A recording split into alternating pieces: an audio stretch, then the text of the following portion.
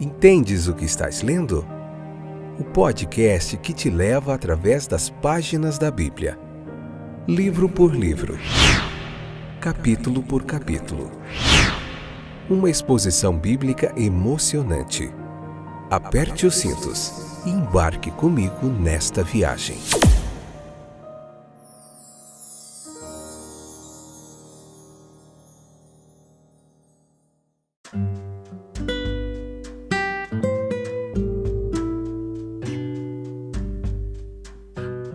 Olá, povo de Deus, povo animado, eu sou o Fábio, esse é mais um episódio do nosso podcast Entendes o que estás lendo? Estamos tentando fazer um episódio diário aqui, né? Pelo menos 5 vezes por semana. Muita disciplina, muita graça de Deus pra gente poder estar dando continuidade a isso, mas Deus é bom. Vamos lá então, continuar, Êxodo hoje capítulo 2, parte 3, episódio 169, terceira temporada, episódio 169. Vamos encerrar o capítulo 2 hoje com essa biografia fantástica de Moisés, né? Que joia, joia demais, vamos lá. Então não sai daí, fica até o finalzinho, porque tem muita coisa legal pra gente aprender com a vida de Moisés. Muitos exemplos bons. Assista todos os episódios, não perca nenhum do livro de Êxodo, o de Gênesis, do livro de João sobre Jesus também, tá muito legal. Tem muita coisa boa aí, muita teologia, muita história, muita geografia bíblica, muita coisa legal pra gente aprender juntos. Então vamos lá. Leia o capítulo, se possível, tá? Capítulo 2, leia em silêncio, em oração, com calma, devagar. E depois escute a nossa explicação aqui para você entender bem o que o texto nos revela. Fazer uma boa exegese aqui, uma boa hermenêutica. Nós ficamos constrangidos com a noção que se apega a nós de que a Bíblia é um repertório de bons exemplos. Isso é muita ilusão. Não é assim. Apenas Jesus foi perfeito. Todos os outros homens e mulheres, os personagens da Bíblia, eles são imperfeitos, pecaminosos, e são tocados pela graça de Deus que os perdoa, os corrige, os santifica. Nunca rebaixa o padrão moral para defender um personagem bíblico. Isso dá ocasião ao adversário e não traz nenhuma satisfação para o cristão. Nesse capítulo da biografia de Moisés, observe em sua conduta o errado, excesso de sentimento de indignação, o assassinato. Os resultados imediatos dos pecados de Moisés foram fracasso, perigo, medo, fuga e atraso no plano de libertação de Israel. Moisés passou a viver uma vida forçada no deserto, lá em Midian, e isso tornou-se uma parte importante do treinamento de Moisés. Aqueles outros filhos de Abraão, os midianitas, que também eram descendentes de Midian, deram-lhe uma esposa decente. Seu sentimento patriótico foi estimulado quando ele viu o egípcio golpeando o hebreu, e agora seu senso de justiça estava indignado quando ele vê um hebreu golpeando outro hebreu. Então o patriotismo de Moisés, mesmo com todos os seus defeitos ainda não remediados nem curados, foi fundado não apenas na comunidade de sangue, mas em um amor profundo e ardente por todos os direitos humanos. Nós podemos concluir que se Moisés fosse egípcio, ele não teria se juntado ao faraó em seu tratamento implacável de Israel, nem apoiado uma política de opressão e diminuição sob a alegação de que era necessária. Observe a pergunta feita por Moisés: por que feres o teu próximo? Por que de fato? Observe que a pergunta feita ao malfeitor hebreu poderia muito bem ter sido feita ao egípcio. Ele também tinha sido culpado de uma conduta indefensável. Palavra difícil, hein? Mas ele, assim como o outro, era um homem com poder de reflexão. E a pergunta oportuna que ele fez lá, né? Por que você feriu esse hebreu? Pode tê-lo feito considerar que realmente ele não tinha razão suficiente para feri-lo. Então o malfeitor ali não tem resposta suficiente e justificativa para dar. Então, ele diz a Moisés na cara que ele é um intrometido. Você é um intrometido, Moisés. Quando os homens estão no caminho certo, eles saudam qualquer oportunidade de apresentar sua conduta em um aspecto favorável. Mas quando eles estão agindo errado, então eles fingem afirmar sua independência e liberdade. Moisés levou consigo lá para Midian todos os melhores elementos de seu caráter. Ele deixou alguns dos defeituosos para trás. Pode-se presumir que ele deixou muito de sua autoconfiança e foi curado em parte de sua imprudência natural.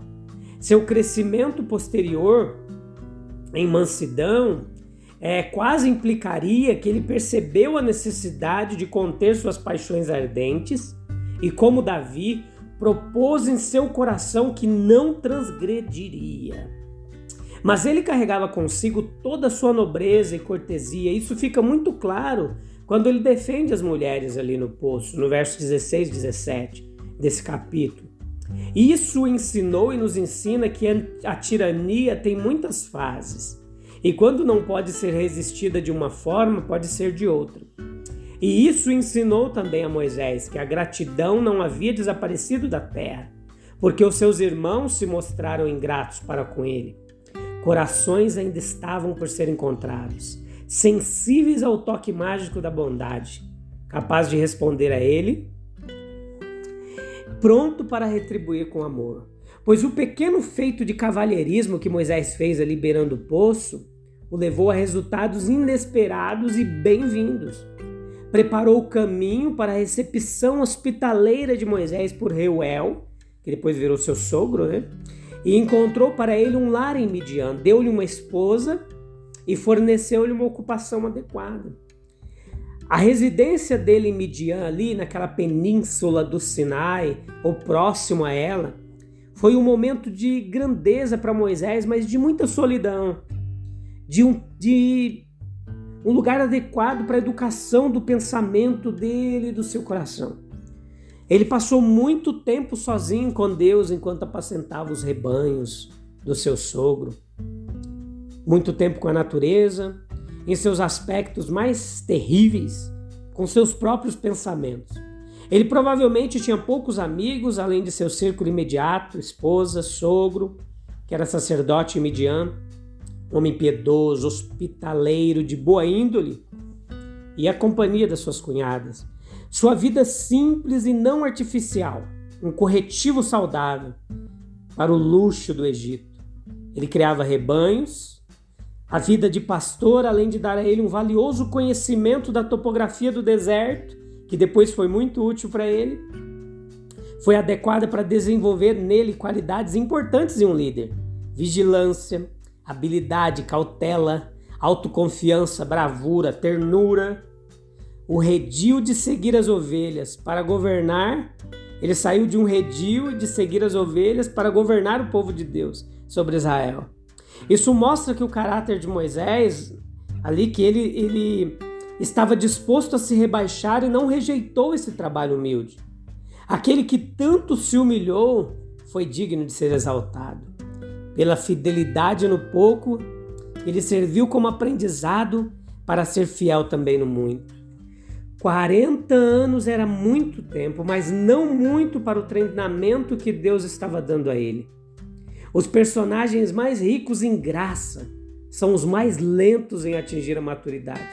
E Moisés foi tudo isso enquanto se desenvolvia em humildade, no conhecimento de Deus, do homem e do seu próprio coração, naqueles 40 anos que ele passou ali no deserto. Nós aprendemos valiosas lições aqui, preste atenção nisso que é muito importante. O trato de Deus com seus servos é frequentemente misterioso. Moisés, lá em Midian, parece um exemplo dos maiores dons jogados fora inutilmente. Será este, perguntamos surpresos, o único uso que Deus pode encontrar para um homem tão ricamente dotado, tão notavelmente preservado e a quem foram derramados todos os tesouros da sabedoria do Egito? Qualquer homem comum pode ser um pastor, mas quão poucos poderiam fazer a obra de um Moisés? O próprio Moisés, qualquer um poderia ser pastor de ovelhas, mas Moisés era um homem preparado, capacitado. O próprio Moisés, nas meditações desses 40 anos, muitas vezes deve ter se maravilhado com a estranha ironia de sua vida. No entanto, como tudo ficou claro para ele finalmente, confie em Deus para saber melhor o que é bom para você do que você mesmo. Quão pouco o homem tem, afinal, a ver com a formação de sua própria história. Em certo sentido, ele tem muito, sim, tudo a ver com isso. Se Moisés, por exemplo, não tivesse matado o egípcio de forma tão precipitada, todo o seu futuro teria, sem dúvida, assumido uma aparência diferente. O homem, ele é responsável por seus atos. Existe essa responsabilidade pessoal. Mas uma vez que ele os tenha cometido, eles são tirados de suas mãos, apesar de si mesmo, e moldados em suas consequências, ao se sobrepor à providência de Deus. Então, aquele que mandou a princesa ao rio, mandou também as filhas do sacerdote ao poço em Midian. Considere aqui um aprendizado, que possivelmente a filha do faraó ainda estava viva. Nesse caso, vamos imaginar a sua tristeza, perplexidade por causa do filho de sua adoção e as reprovações que ela poderia ter de suportar de sua própria parentela. Quantas vezes ela pode ter ouvido aquela expressão comum que acrescenta insulto e amarga decepção. Eu te avisei. Moisés saiu sem saber para onde. O lugar mais seguro era o melhor para ele, e esse lugar mais seguro poderia não aparecer imediatamente. No entanto, como é claro que Deus o estava guiando tanto quanto guiou Abraão, Moisés não estivesse ciente de que estava sendo guiado. Ele fugiu porque havia matado outro homem, mas não estava saindo como um Caim, sob a ira de Faraó. Ele não estava sob a ira de Deus, que repousa sobre os assassinos. Ele ia colher o fruto das suas ações, mas Deus tinha um projeto para ele. Ele estava indo para uma nova escola. Isso era tudo. Tendo aprendido tudo que poderia ter aprendido na antiga escola no Egito, ele provavelmente se perguntou enquanto fugia: para onde eu posso ir? Quem vai me receber? Que história eu posso contar? Ele sentiria agora que o homicídio era conhecido, que era impossível dizer a que ponto a notícia havia chegado.